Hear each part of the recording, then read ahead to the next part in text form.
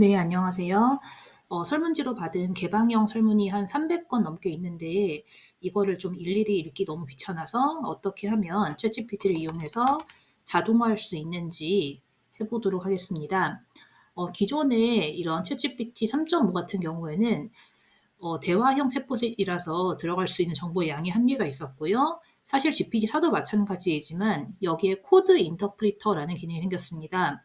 그렇다면 파일을 직접 인입해서 이것에 대한 데이터를 처리할 수가 있는 건데요. 그렇다면 기존의 300건의 데이터는 넣었다가 끊기는 단점이 있었겠지만 이 코드 인터프리터를 활용하면 직접 엑셀 파일을 업로드하고 이 파일과 대화를 할 수가 있습니다. 그렇다면 해볼 텐데요.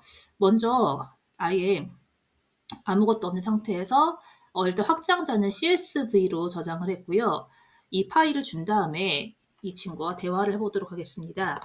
이걸 가지고 지금 연구를 하고 싶어. 너는 대학원생이야. 역할을 부여해 주세요. 그리고 텍스트를 분석해서 연구하는 방법을 제안해 줘. 라고 그냥 간단하게 넣어 볼게요. 그러면 이제 이 챗GPT가 이 파일을 읽고 분석을 시작하겠습니다. 코드 인터프리터의 가장 극장점이 이렇게 파일을 직접 넣어서 대화할 수 있는 것인데요. 원래 이 데이터 처리를 할 때 사실은 좀 전까지는 파이썬을 열어서 이 파일을 올리고 처리를 했었는데 이게 이 인터프리터로 그대로 되더라고요.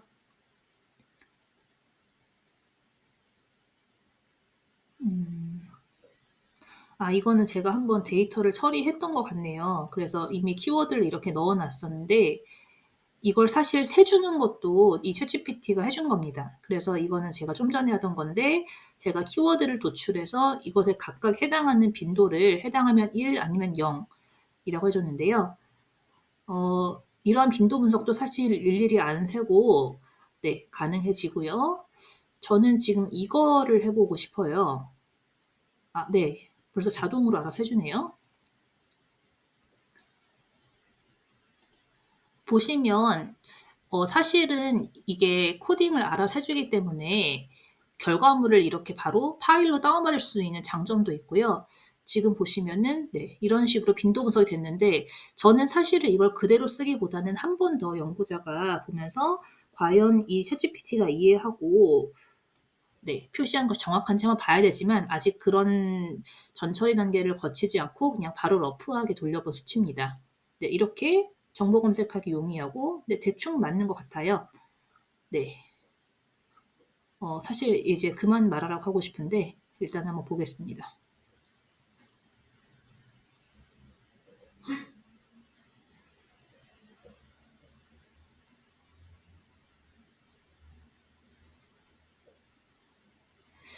네, 사실은 이 질적 연구의 네, 코딩을 하면서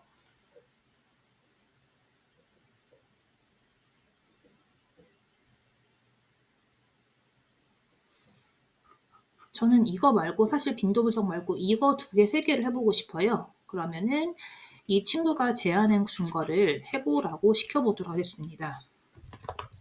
이 2가지 방법으로 수행해줘. 네, 알아서 하네요.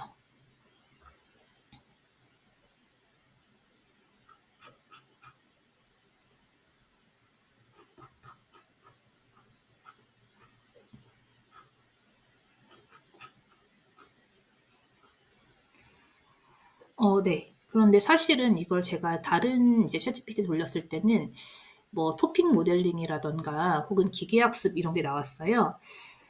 일단은 뭐 클러스터링도 해보고 일단 말해봤으니까 해보라고 할 거예요. 네. 상당히 불친절하게 말을 했죠. 해봐. 네, 이게 이제 제가 첫 번째로 봤던 이제 과거에 봤던 벡터화라는 작업입니다. 그다음에 이제 K-민스 알고리즘을 이용해서 그룹화하는 거고요. 사실은 이 모든 것을 원본 CSV를 올린 다음에 파이썬으로 돌릴 수가 있습니다. 사실은 이제 챗GPT한테 코드를 짜달라고 하고 파이썬에서 돌려도 되는데요.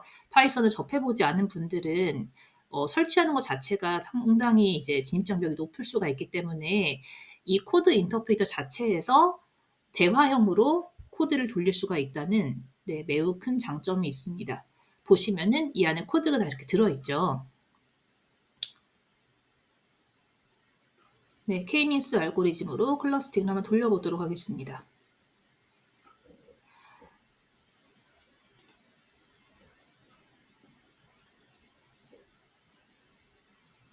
네. 일단 저는 사실 이것보다는 오늘 토핑 모델링이라는 걸 해보고 싶었어요. 그래서 네, 이러한 방법이 있다라는 것을 알고 그 다음 넘어가도록 하겠습니다.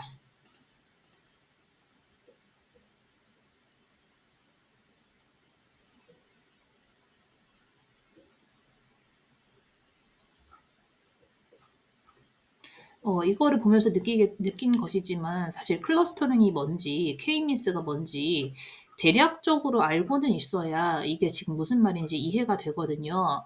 저는 오늘 LDA 알고리즘을 사실 처음으로 쓰기 시작했는데 먼저 이걸 활용해서 쓴 논문을 쭉 보면서 아, 이렇게 결측치를 제거하는구나, 내지는 이것을 검증하려면 정확도를 확인하기 위해서는 뭐를 해봐야 되는 건 한번 보고 네, 하는 걸 추천드릴게요. 저는 아직 K-means에 대해서 제대로 보지 않았기 때문에 바로 제가 원했던 토핑 모델링으로 넘어가도록 하겠습니다.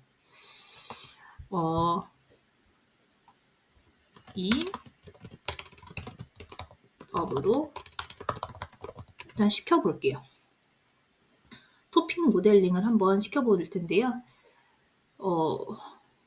이건 아까 제가 좀 전에 파이썬으로 돌려봤는데 과연 이것과 일치하는지 보겠습니다. 대략적으로 LDA를 진행하는 방법은 네, 이러한 과정을 통해서 한다고 하고요. 사실은 이제 결과부터 말씀드리자면은 이렇게 다 해봤자 그냥 수동으로 읽고 그 직관으로 키워드를 도출하는 게 좀 더 나을 수 있겠다라는 생각을 하는데 그래도 이렇게 대략적으로 어느 줄기로 뻗어 있는지 네, 그 정도만 봐도 도움은 될 것 같습니다. 네. 그리고 지금 보시면은 아까 제가 쓴 코드랑은 살짝 다르고요. 네, 모델 학습을 한 다음에 각 주제별로 뽑아 보겠습니다. 네, 이렇게 지금 보시면은 키워드가 이렇게 도출이 되죠. 그런데 사실은 이것을 이제 그 전 처리하는 과정에서 네, 보겠습니다.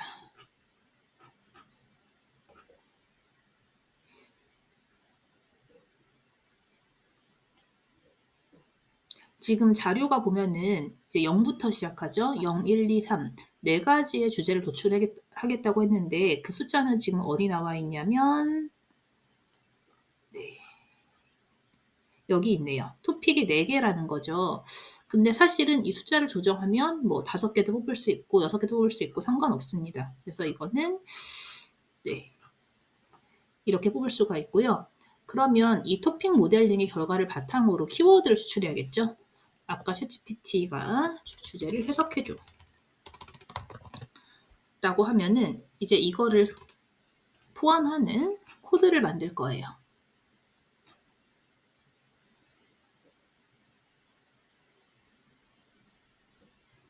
그러면 편하다, 있다, 빠르게, 좋았다, 있었다, 찾아볼, 바로, 수업, 모르는, 도우미.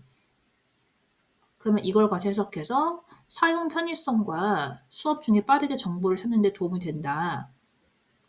뭐 모르는 이란 게 포함되어 있기 때문에 네, 이렇게 쭉 만들겠죠. 그러면 위 해석을 가지고 질적 연구자의 입장에서 주어진 텍스트를 분류하는 코드를 짜줘. 코드란 코드가 뭐 설명 안 해도 알겠죠? 코드의 개수는 한 10개 정도로 분류해 볼까요? 최대 10개.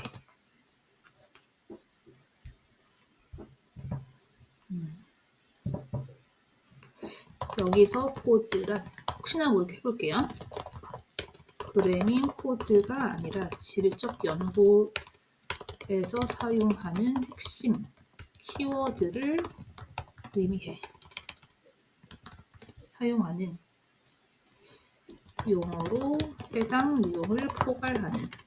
해볼까요? 핵심 키워드를 의미해 라고 해서 네, 한 번 더 재진술을 하고요. 일단은 이 LDA 알고리즘으로 도출된 토픽 해석을 바탕으로 10개의 코드를 얘가 지금 만들고 있습니다. 사용 편의성, 네, 빠른 정보 검색, 그리고 학습 도움, 네, 자료 접근성. 이런 식으로 이제 제가 시키는 네, 코드를 만들고 있고요. 저는 이 코드 중에서 이제 마음에 드는 코드도 있지만 마음에 안 드는 코드도 사실은 좀 있거든요. 그러면 얘가 이제 제안해 준 코드를 가지고 제가 좀 바꿔보도록 하겠습니다. 그러면 네, 얘가 이렇게 분류할 수 있다고까지 얘기해 주는데요. 일단은 다음과 같이 코드를 바꿀 거야.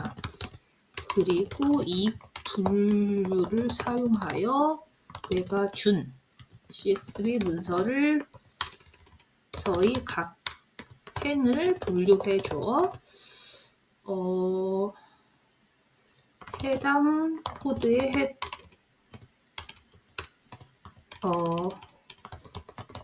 말이 좀 이상하지만 해당될 경우 1, 필요할 경우 복수의 코드 분류도 괜찮아. 일단은 사용 편의성 유지할게요. 빠른 정보 감상, 학습 도움, 자료 접근성 향상으로 할게요. 저는. 그 다음에 크롬북 기기의 만족도, 학습 집중, 얘는 편리한 문서 작업. 문서 작업의 편리성이라고 할까요? 문서 작업의 편리성. 수업 활용보다는 제가 아까 대충 본 내용으로는 수업 방식의 변화가 있었어요. 그게 되게 의미 있는 코드였던 것 같거든요. 그 다음에 공동 작업의 효율성. 공동 작업이란 내용을 추가하고 싶어요. 그 다음에 크롬북 기기의 만족도. 크롬북 기기의 만족도는 위에와 중복되니까 저는 삭제를 하도록 하겠습니다. 근데 이 내용은 이 코드를 포함할게요. 네. 그렇게 하고 결과물은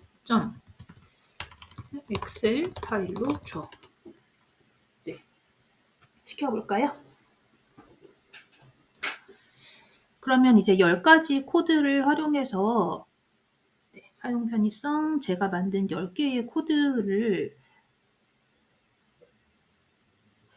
네, 사실은 지금 저는 10개도 잠깐 많다는 생각이 드는데 네, 9개 코드죠.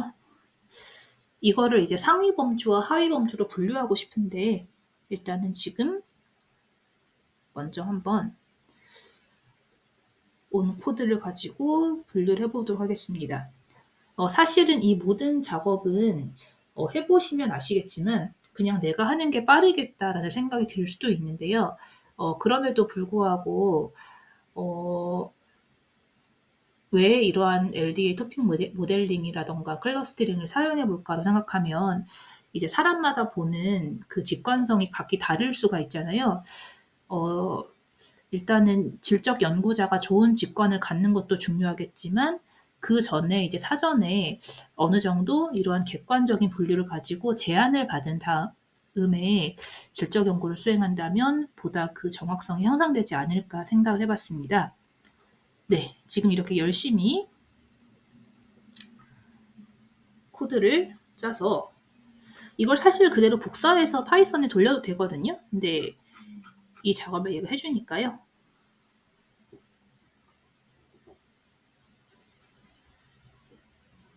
네, 맨 위에 행이 제가 사실 라벨링을 안 해놨는데 상관은 없을 것 같습니다.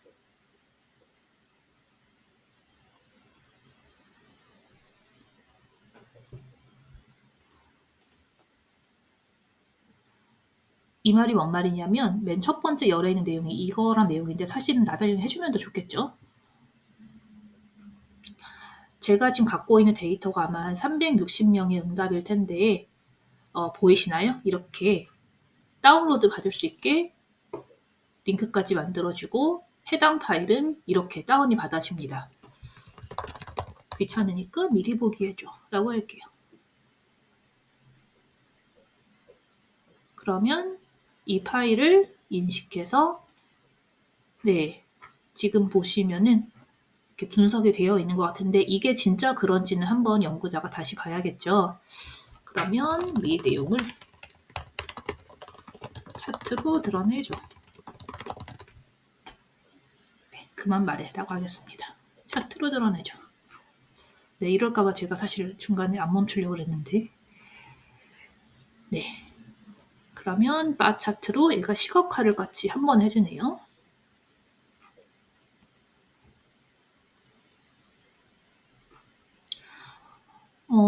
전반적으로 코드 인터프리터가 업데이트 되고 나서 진정 이 챗GPT의 장점을 극대화하게 쓴 느낌이에요.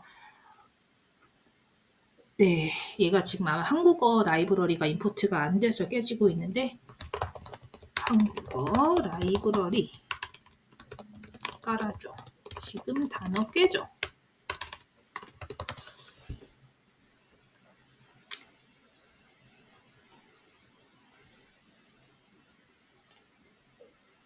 사실 뭐 라이브러리라는 단어를 모르셔도 한국어가 안 보여 깨져 하면은 얘가 알아서 합니다.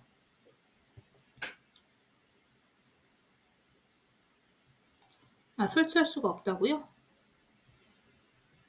네, 하지만 알아서 문제를 해결하고 있죠.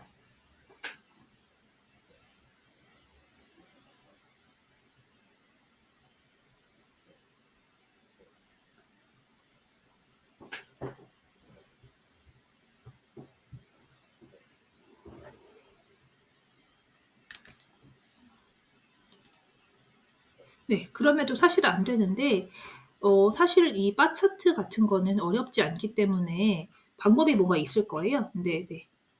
알려주네요. 엑셀 파일 다운받은 다음에 이걸 가지고 바로 뭐 차트야 쉽게 만들 수 있으니까 네, 그렇긴 한데 이 안에 해결하는 방법이 있었는데 갑자기 그 프롬프트가 기억이 안 나네요. 아무튼 지금 이제 사실은 어떻게 하면 이 데이터를 쉽게 처리할 수 있을까 하다가 이러한 코드를 시작해 놨는데요.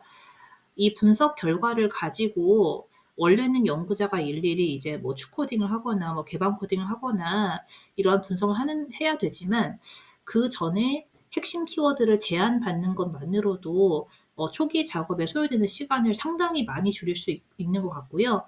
엑셀 파일 한번 네, 열어볼게요. 이게 여기서는 이제 화면 공유가 안 돼서 안 보이는데 저한테 보이는 원문에는 각 코드별로 이렇게 0과 1로 가져와 볼까요? 네, 제가 화면 공유가 제대로 안 돼 있는데 네, 다 표시가 되어서 차트까지 바로 용이하게 할 수 있는 그런 설문 처리가 완료되었습니다. 그래서 단순한 빈도 분석 정도는 얼마든지 이걸로도 가능하고요. 사실은 여기 위에 있는 LDA를 사용할 때 뭐 결측치를 줄인다던가 내지는 뭐 을 이러한 단순 단어를 삭제한다던가 이런 작업을 함께 수행해야 되는데 이것 또한 여기 안에서 다 돼요. 근데 이제 제가 지금 의문을 가지고 있는 것은 논문 연구 결과 해석할 때 이러한 LDA 알고리즘을 사용해서 토픽 모델링을 수행한 것 자체로 학술 연구가 꽤 많이 나와 있는데 보통 도구는 파이썬이라던가 R을 많이 쓰거든요. 그런데 코드 인터프리터를 활용해서 데이터 처리를 했다라고 해도 연구가 신뢰로운지는 잘 모르겠습니다. 혹시 이것에 대해서 의견 있으시면 댓글로 나눠주시면 감사하겠습니다. 이상으로 영상 마치겠습니다.